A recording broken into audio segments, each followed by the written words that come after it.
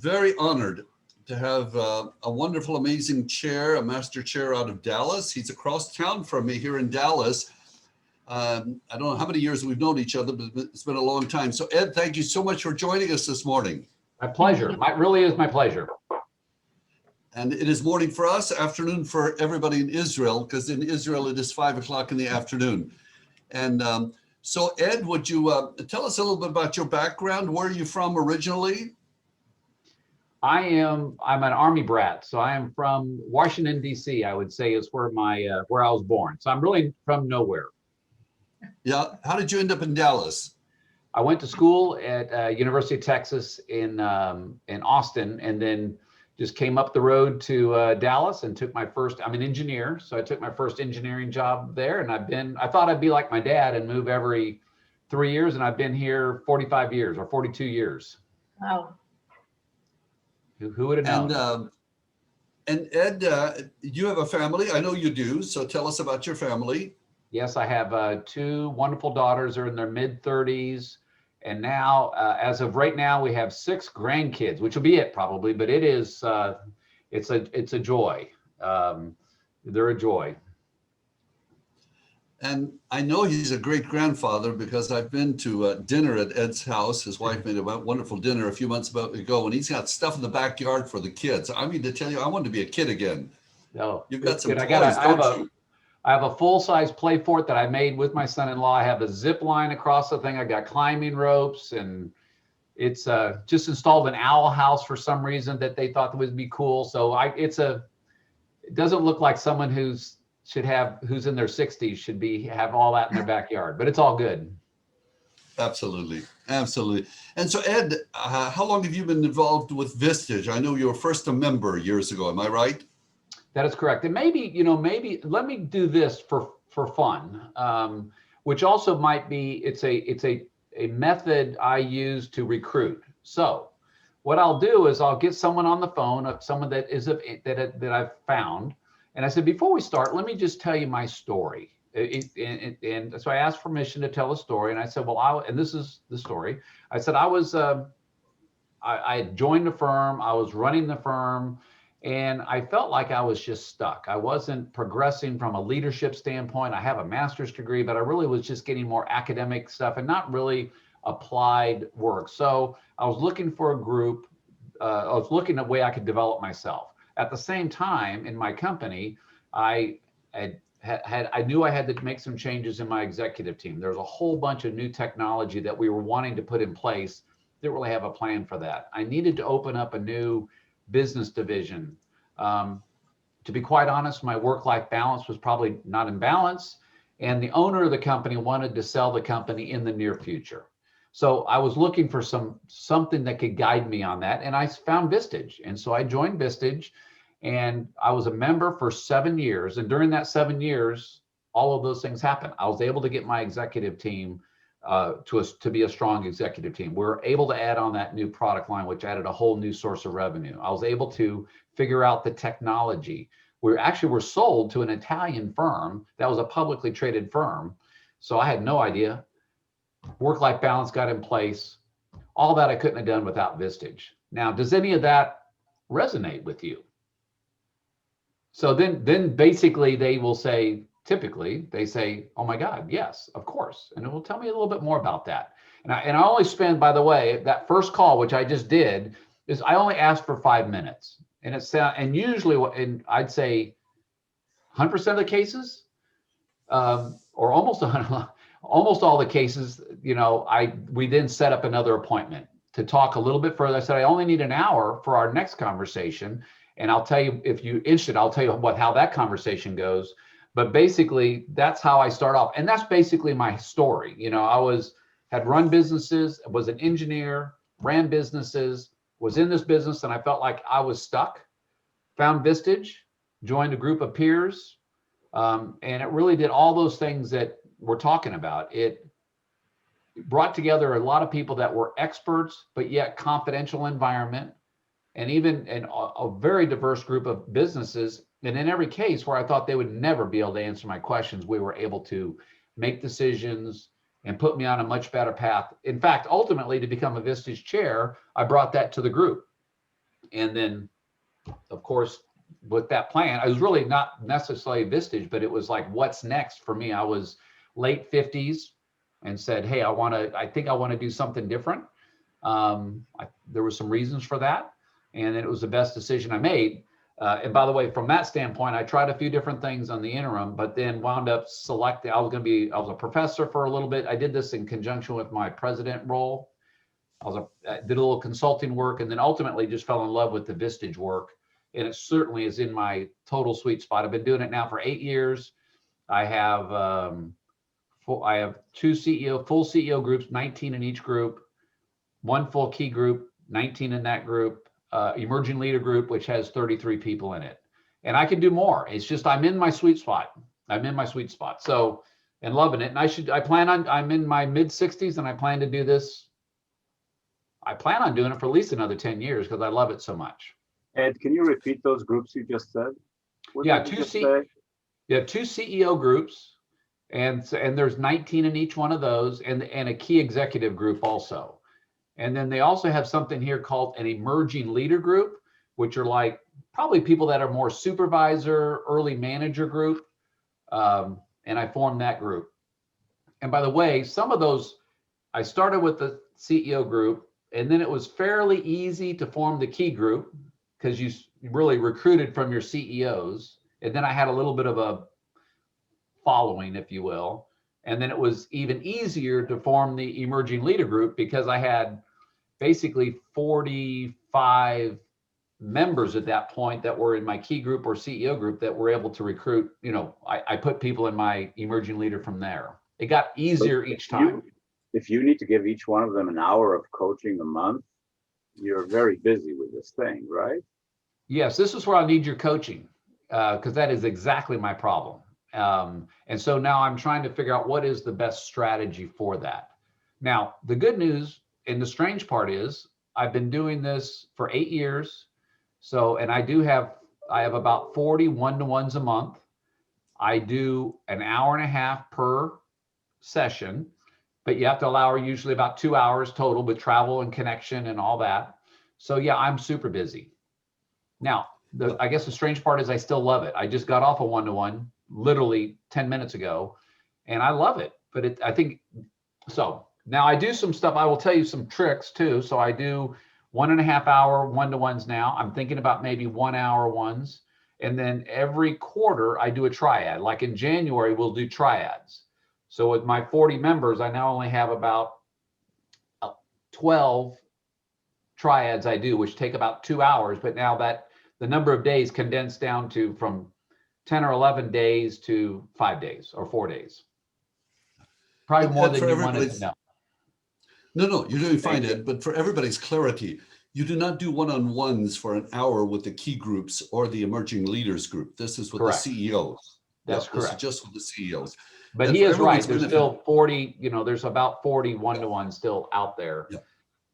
And Ed has, the fullest groups that I can know of in the country. Usually Vistage recommends maybe up to 16 members, but you have more than that, which is fine. You can choose that because you're running your groups. Right. You have to get special dispensation for 19, but you can get it. They're usually willing to want adding more members. How often does an individual get FaceTime from the group at that size of a group? How frequently am I going to get attention from you guys on my issue? Well, we meet, of course, we meet once a month for a full day meeting, and they get FaceTime there. Now, so FaceTime with me, they get once a month also individually.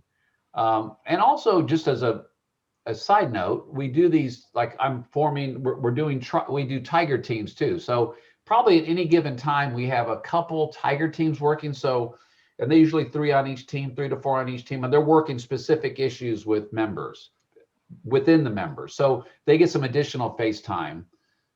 And again, other FaceTime with members, I have a point system that encourages them to have FaceTime with them too. So I don't think I answered your question. Did I get close? What I heard you to say is that people can get value in different levels, kinds of interactions, that you break them down to different constructs. It's Yes. not only processing with the whole group. Yes. So if I have an issue in parallel, we can have 5 other people working on different issues with components of the group. Yes. Yes. Yeah. And I would say, I don't think there is never a meeting that we leave that we don't process all the issues. Typically we'll have, and maybe I need to do a better job of this, but typically we'll have 3 or 4 issues that get surfaced at a group meeting. And we typically will get through those. If we can't, at least now in Zoom world, I'll even break them up into 2 breakout rooms and they can finish up the other. Let's say we have 2 issues that we won't be able to get done in the right time frame. I'll break them in groups. So usually everybody gets, there's no problem with FaceTime or issue processing time. Yeah. Ed, you and I talked before we started with everyone this morning about the fact that in Israel, it's a different culture. Everybody serves in the military, so people know each other. They get advice from neighbors, from friends, and so forth. Why should they pay the equivalent of nearly $1,000 a month to join and nearly $1,000 to, monthly membership? Why should they do that in Israel? What would make that unique, as opposed to just getting advice from a friend or a relative from the military? I think there's many reasons. One, I think, is this is a 100% confidential environment. If you're dealing with friends and family, which I have some brilliant friends, I had a brilliant boss that I used to work for. And I really, even with him, I felt like I could not take certain issues that were really of significance to them, just because it's a small world. And so I think part of it is that confidentiality. We come to those meetings and we talk about everything. I mean, anywhere from, the real most serious business issues to, mental health issues and marriage issues that you just can't cover. Now, those personal ones are 5% of the time, but they come up that you really can't have an environment like this. The other part too is that when we bring these groups together, you have a diverse range of industries and people in that group. I think when you hang out with your friends, usually it's in probably a certain industry or a certain group that's sort of somewhat homogenous, and this really makes it a lot broader. So I think just that opening it up to a much broader audience than what you would have with friends and families and prior business associates. And then I like just the size of the group. When we have more than 12 people in the room, let's just say that's the goal for me, always over than 12. I can't tell you all the times that an issue was brought up on some complicated bankruptcy or some new product problem they're having or cybersecurity. And I'm going, oh my God, we can't solve this. We just can't. And yet with 12 people in the room, there's never been a case that we haven't solved it. So you need that extra critical mass just lets you solve real problems. If you just have a handful of friends and family, that's just not adequate enough. Yeah. And so before we open up for our chair candidates to ask you individual questions, Ed, I'm just curious about the fact that have you not had some members join who at first told you, I can't take a day away from my business a month? Yes, I would say that is usually what the problem is especially when you get even the people that you really want, it's not so much about the $1,000 a month that you mentioned. It really is about the time. And then, but at that point, we already know that there are certain issues that are going on. And when you really digest it down, they realize that the root of that is they're working too much in the business. And then I can tell them at least my story, which is helpful for me, is that I'll say, this was the one day out of the month I could get away and really rise above the business and work on the business. The other part too that is very valuable, I just got off a call and, holding people accountable, which I think again is one of those things that these people, most of these CEOs, no one ever tells them no. They really sort of run it on their own beat.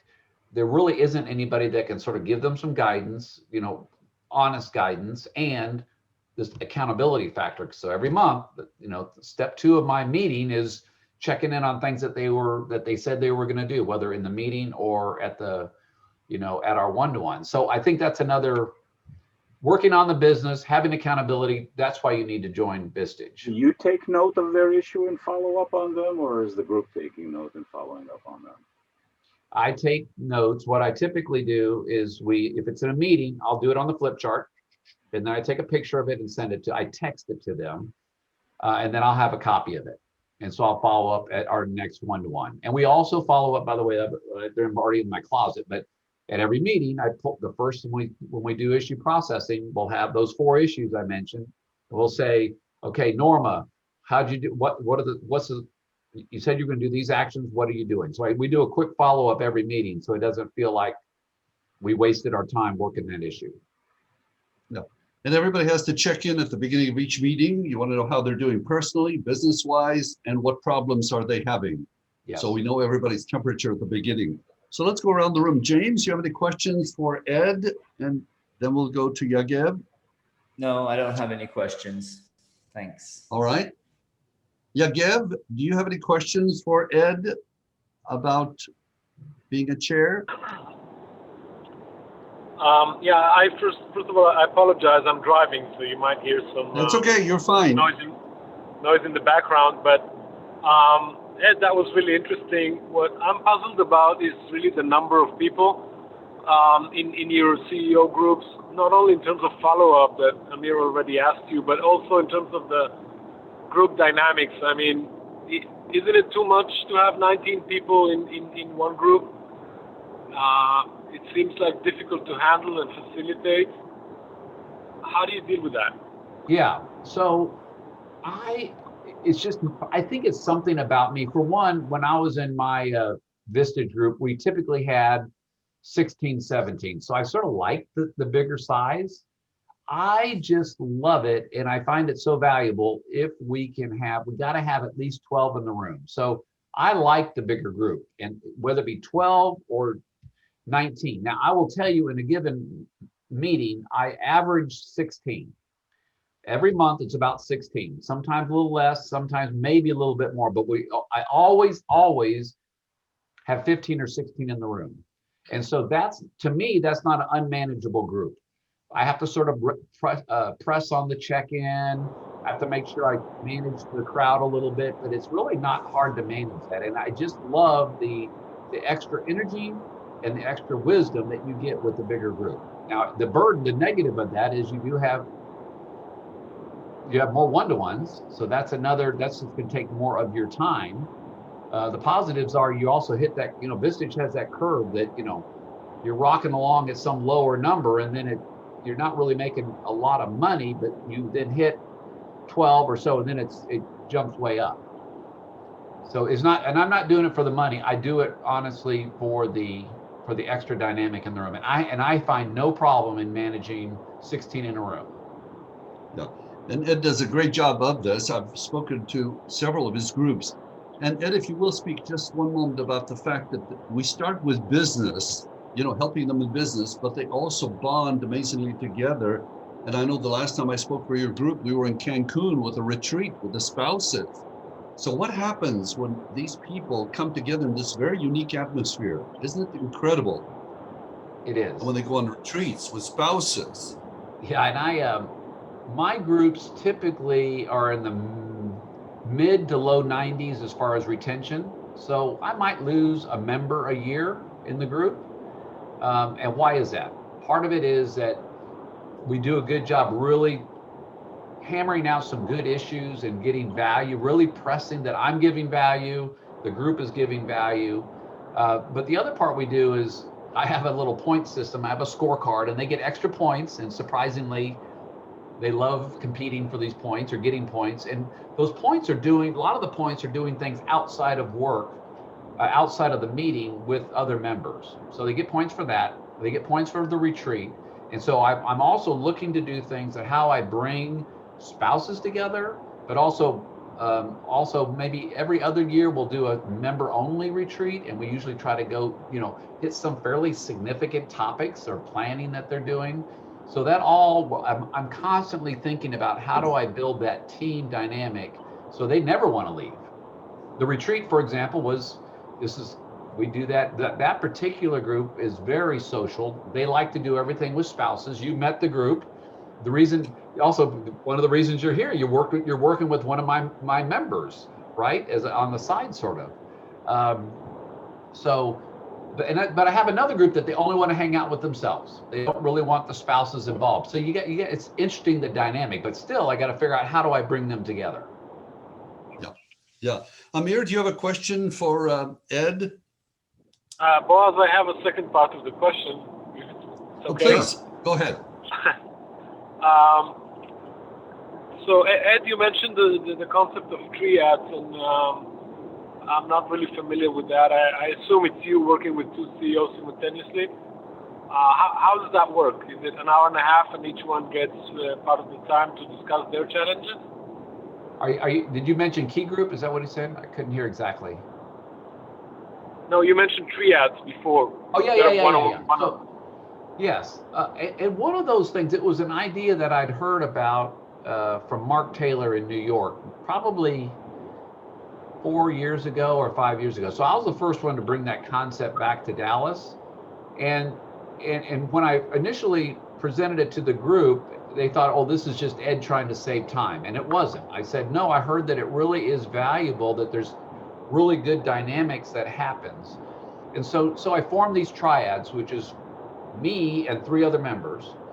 And what I found is they're even better than the group meeting as far as going deep and bringing issues. So every meeting, in a group meeting, you sort of solicit issues. When you're doing one-to-ones, you're trying to get issues, but sometimes you don't get that many issues. On a triad, you have to come to the triad with an issue. So what I have found now, after doing it for 4 years, that they're super valuable. And going back to the point you made, Boaz, about bonding, those groups, those 3 people become very bonded, because now you're working on even more significant issues. They really understand that other person's business a little bit more, and their life a little bit more. So the surprising benefit was that they really are even more valuable than I think than my one-to-ones. And I think I do really good one-to-ones. And there's more accountability. They are accountable to each other too, because of when we work issues in there. So it's turned out to be just a great dynamic. And the other positive, it gives you some free time. Great. And also, Ed, I've seen where somebody's having a really big problem with their company, that several members will go over there together and help that person, immediately in a difficult situation. Haven't you seen that? Yeah, in fact, I'm working on one today. There's a lady in the fitness industry. She makes a lock for the lockers, and of course, their business is dead in the water. And cannot figure out what else, and it's going to be dead in the water for a while. So there's 3 members that we're going to meet next Friday. This one I'm going to participate in to help her brainstorm and try to figure out what else she can be doing to leverage her manufacturing, leverage all the stuff that she has. So yes, there's a group of members that are going to get together to help her, and that's special. Like you said, that's a tiger team. That's not the same triad. Yep. Exactly. Amir, do you have a question can I make a comment too? Ed? I have a comment on please. that too. So when I look for members, I'm looking for, and by the way, when you're forming groups, take anybody you can get. Vistage might tell you, be really selective. To me, I just took anybody I could find, that would want to join the group. Now, and over the years, and I've never fired a member, but over the year, they sort of sort out because they gets more challenging or something like that. But I'm looking for, part of this, my point here is I'm looking for people that are ambitious, that are really trying to grow their business, how to transform themselves.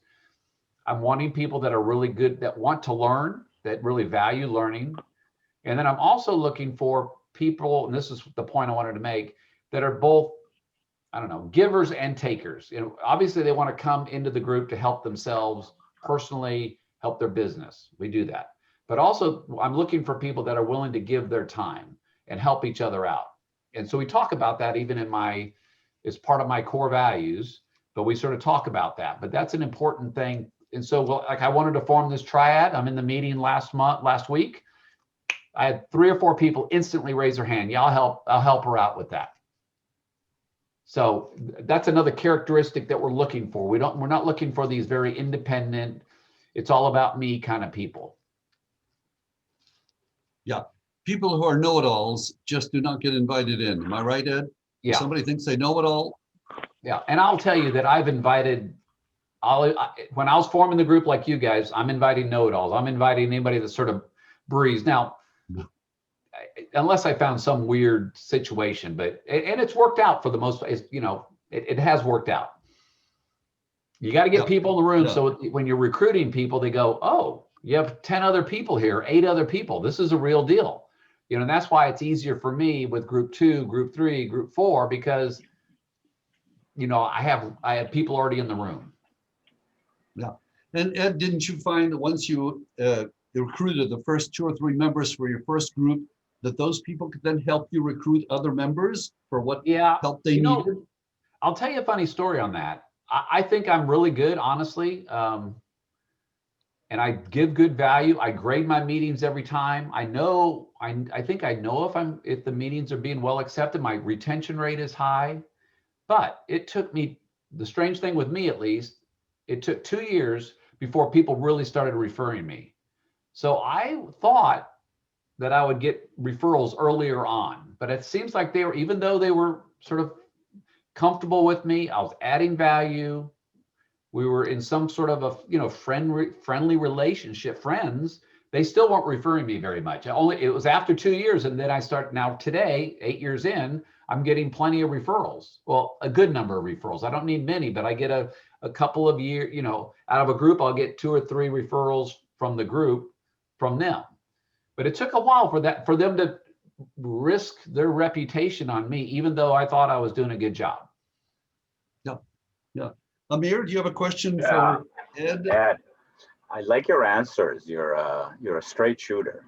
That's probably what makes you attractive, and that's nice to see that perspective.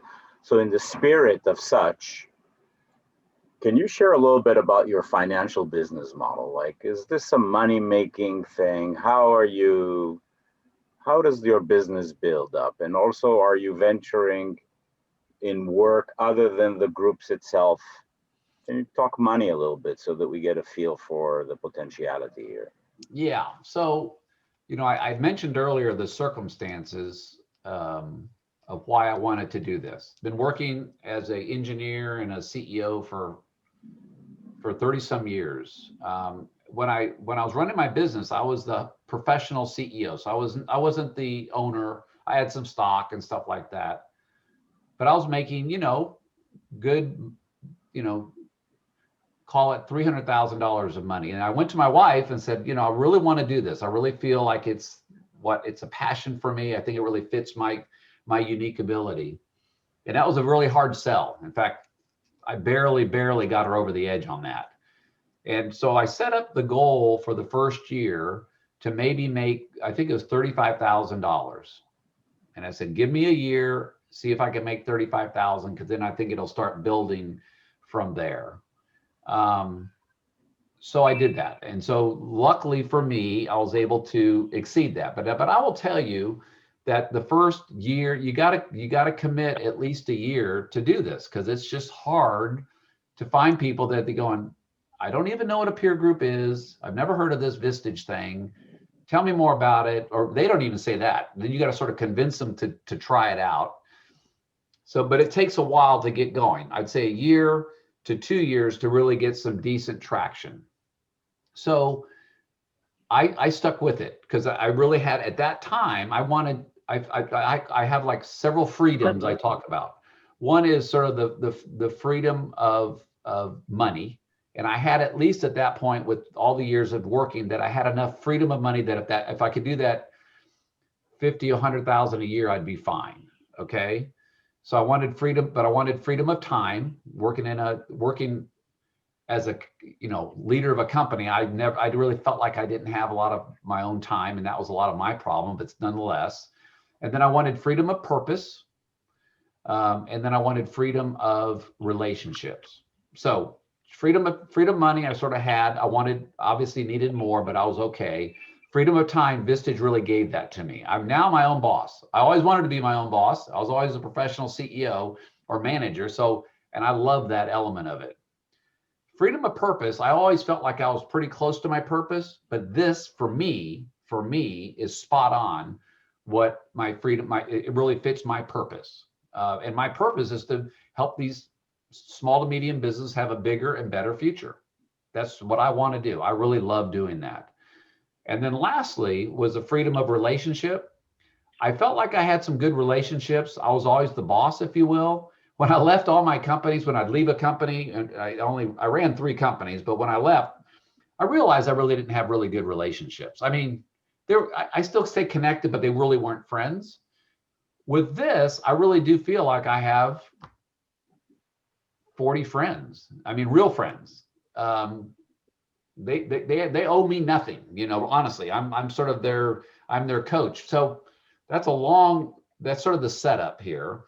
So then I now go into it, and what I do is I do Vistage. So I have these groups, you know, do the math. It's huge, you know, it's like 400,000 as just straight Vistage.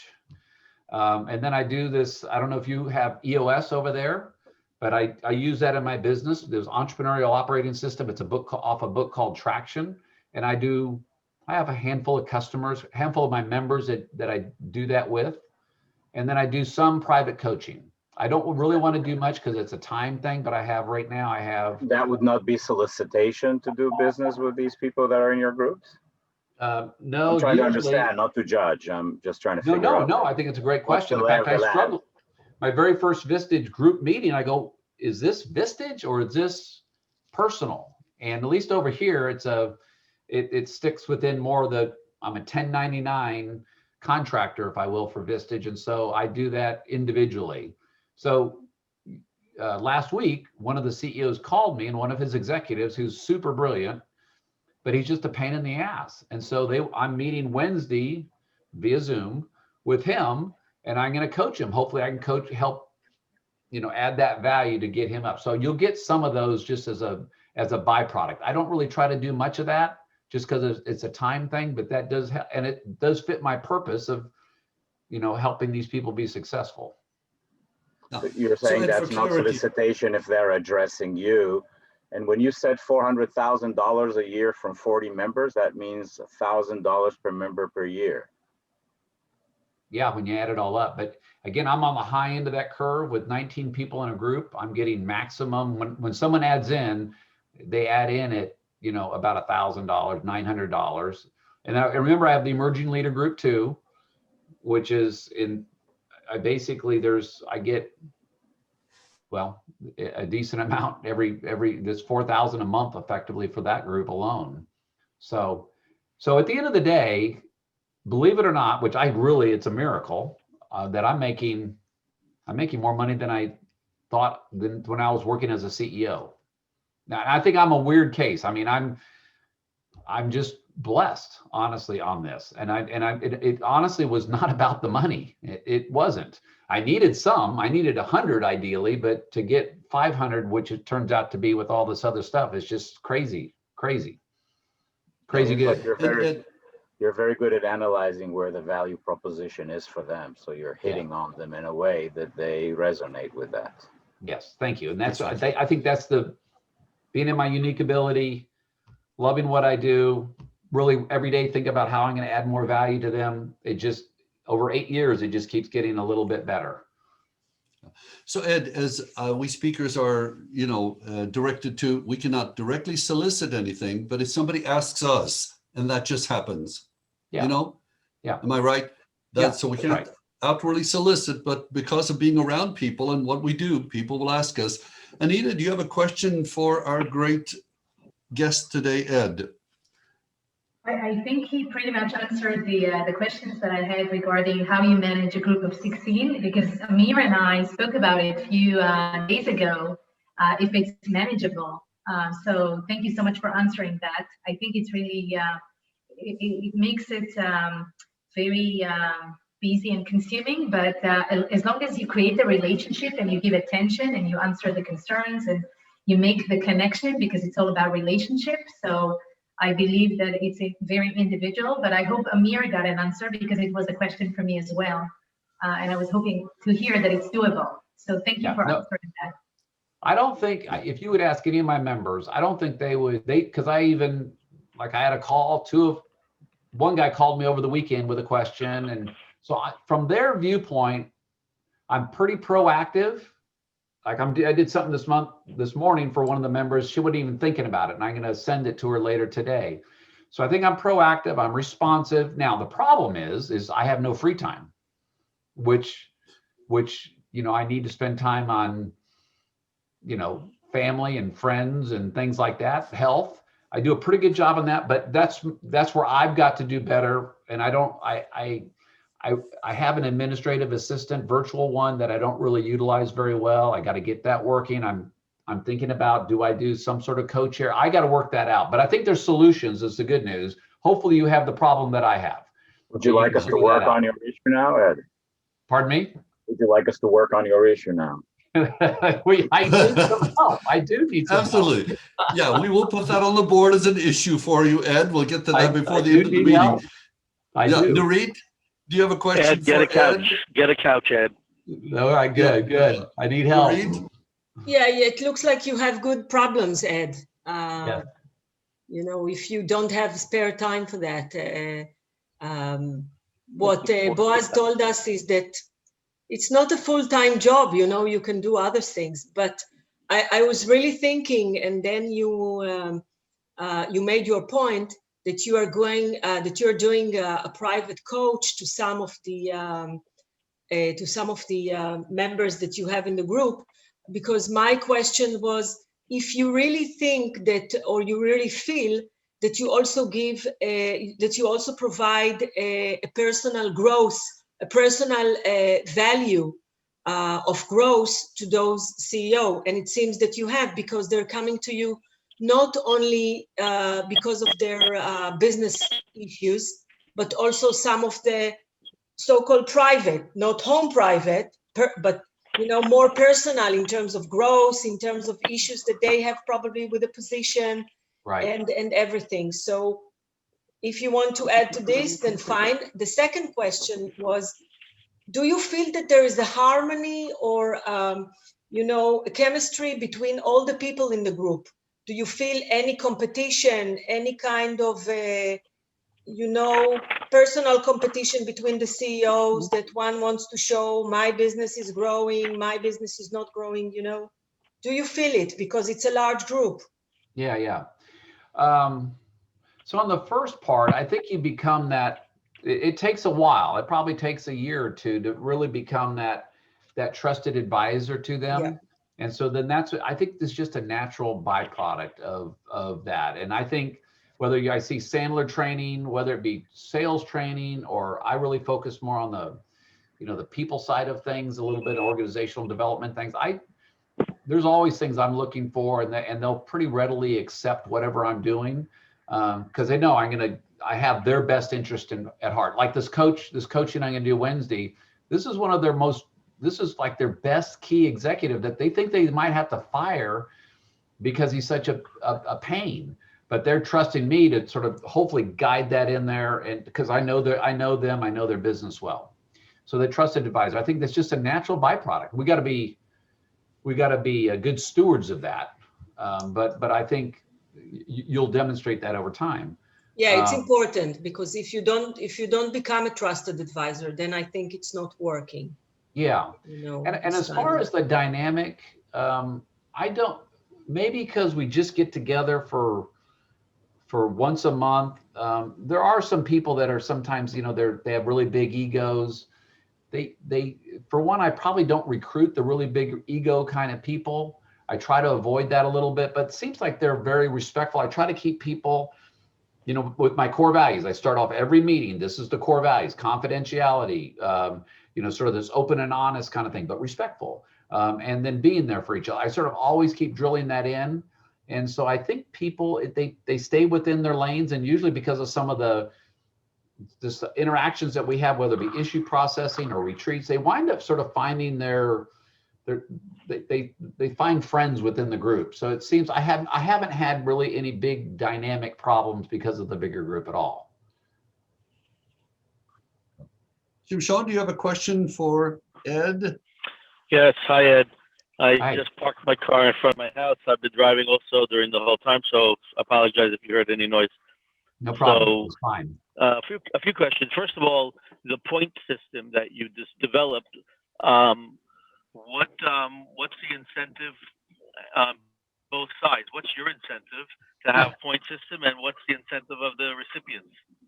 Well, one of Sean, the- we're having a problem hearing you. Can you get closer to your phone? Did you hear me yet? You don't Yeah, yeah. hear me now? No, yeah, I better. got it. You better. So let me see if I can. Okay, so I was asking if you could talk about the point system. What's your incentive and what's their incentive? Yeah, so for me, one of the things we talk about in the group is all companies should have some sort of KPI scorecard kind of thing that they're looking for. So I wanted to be a good example of that. And I'm an engineer, so I can't help myself. So the benefit for me is we're drinking the Kool-Aid. I'm drinking the same Kool-Aid they are. And it also helps me keep track month over month, how well we did. I grade my meetings. I can see that. I can also watch attendance on that sheet. It also gets people a little bit competitive, so they start bringing issues to the group. They show up at the group. So I think there is some sort of natural competition of people wanting to do that. So for me, and it also keeps track of the whole roster. So on one sheet, I can see all of that. So that's my incentive. So do they cash in these points or Yeah, what? well, this is the funny part. They hold on, I'll show you the prize.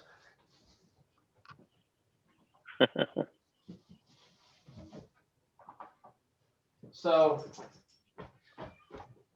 at the end of a quarter, I will give them. I mean, So it's either coffee mugs or something like this that I buy from the Vistage store. Cost me, less than $10, maybe $5, and they will argue it, and they get points for like getting together outside the meeting, having a lunch together, having a coffee together. They will constantly fight. Ed, make sure you got my points. So it just makes it a little bit fun too. That's another motivation for me. But there's no prizes other than a coffee mug. So, Ed, we certainly appreciate your time today. This has been so beneficial. How many of you would agree? This has been really good. We appreciate it very, very much. My pleasure. And Ed, if anybody has a question or whatever, can we maybe have them send an email or whatever in the future? Would that be okay? Sure, that'd be fine. Absolutely. So, Ed, we thank you for your time and your input. And I've always enjoyed coming to your groups. And I thank you so much for supporting us in this venture in Israel. It's exciting for me to talk to people all the way across the world. And of course, we have great admiration for Israel here in the United States. Ed, have you and your wife ever been to Israel? No, we haven't. We'd love to. Oh, so when you plan a trip, you will have tour guides around Israel on this That'd be screen. unbelievable. So, yeah. We will come and show you around. So, all right. Ed, thank you so much. We'll let you go to your other activities for today. We'll conclude in a couple of minutes with everyone. But Ed, thank you so much. My pleasure. We appreciate it. Thank you, guys. Nice meeting you. Thank you. Thank you, Ed. Thank you, Ed. Thank you, Ed. That was great. Thanks. You're welcome. Absolutely. All right. Absolutely. All right. As we conclude, I just want to bring you up to date on the campaign, as I mentioned in the emails, of what we're doing for potential members. And had another great Zoom meeting yesterday with somebody who runs a company that does, I don't know, $6, $7, $8 million a year in business. And they're in the health field, very interested in connecting with people in the US. The monthly retainer, the monthly fee for Vistage and the joining fee was not a problem at all. And what I'm going to start doing, and the first one is next Sunday, is I'm going to start having meetings with these potential members, and we're just going to set some goals and help them in a very simple way. I just want to keep them involved until we come to February. So every 2 weeks, I'm going to be meeting, and my goal is to have more and more people in this potential member pool, so that when you all launch your groups in February, that I'll have at least 1 or possibly 2 members, and we'll just use a lottery system and to divide up the members. And I'm telling you, I'm getting some qualified people, because I'm simply asking on LinkedIn, does your company do at least 1 to 5 million a year in business? And that's the qualification for going to the Zoom meeting. And that's how this is moving. So all I can tell you is that when can we start prospecting? You all will start prospecting right after Chair Academy, James, because they don't want you to do it ahead of time, because there's a specific process you will learn so that you can really do it properly. So I'm not doing that whole process. I'm just getting some warm audiences here. and make sure they're qualified, and just give them some ideas about what Vistage is and how it can benefit them. So that's all I'm doing at the moment, because I'm not qualified, having not gone through the Well, entire I'm meeting CEOs every day, so. Okay, if here's the way we can do this for the moment, because we don't want to lose any of these potentials by not having the Chair Academy. But if you could qualify them, James, if they do at least 1 to 5 million a year in business, then maybe you suggest to them that they get on a Zoom call with me, and I can put them into this group, and they can see each other, they can see other people are involved, and then whoever you recruit, that will be for your groups. So you just tell me who they are. So yeah, I'll be glad to support you in that, James, or anybody else. If you have a potential member, then I'll make a note. So 1 to 5 million, not above? Yeah, or more. I say or more. So I'm just saying, yeah, if you do, no, you're right. Because the one the other day in LinkedIn, James said, I do much more than that. And I said, we have members in Vistage in the world who do up to 1 million. And everybody, there's our newest member of Vistage right there. You can see young people join up. There we go. 6 year. Yeah, there's no age minimum. So there, he's actually known as Dr. Science. Yeah, James, so what I say is at least 1 to 5 million or more. Another question. With regards to these CEOs. So what about, let's pretend there's a CEO and he's a CEO of a startup and he's raised money. All right, it's a young startup. He might have gotten a seed investment. Is that game for us? Yes, if they feel that next year they will end up doing at least $1 million in sales. So if they feel, you will actually be making that judgment, James, because you're running your own, your own practice. We just want to know, is that where they're going? Because we had a note with Andy in London the other day about a potential member. And he said, what do you think their goal is for next year? And we wrote to them and they said, well, they probably will do, 1 million or more. And he said, fine, proceed ahead. As long as we're going somewhere. It's not just, we're just trying to get money. Yeah. I see. So anything, So whoever you have as a prospect, let me know who they are, make sure they fit, and then I'll put them into my every other week starting Sunday, and they can see other people. Oh, there are people interested, this and this and this. And I would just set simple goals with them, but I'm not going to give away, everything. I'm not going to suddenly connect them on the Vistage network without them joining. So I'm letting them know, just like the company I talked to yesterday, they're in the health field. They have to do with sleeping habits and so forth. They're working with Johns Hopkins and all that. And I wrote them a note and said, I went on the Vistage website. There's a health network. I said, when you become a member in February, you can take advantage of this. So I'm putting out all this stuff ahead of time. So please, let me help you right now. Just let me know who they are, make sure they're qualified. I'll put them into my every other week. And then when we're ready to sign them up, I'll make sure that they really like what we're doing already for them. Thank you all for being a part of our program today. We will see you in a couple of weeks. And in the meantime, whatever we can do with potential members, let us help you as we're leading the way. We're working at it. I'm sending notes out every day to work in your behalf to make sure we get a good launch with our program in February. So you all have a great day. I'll get the recording out to everybody and the transcription, and we will see you soon. Thank you.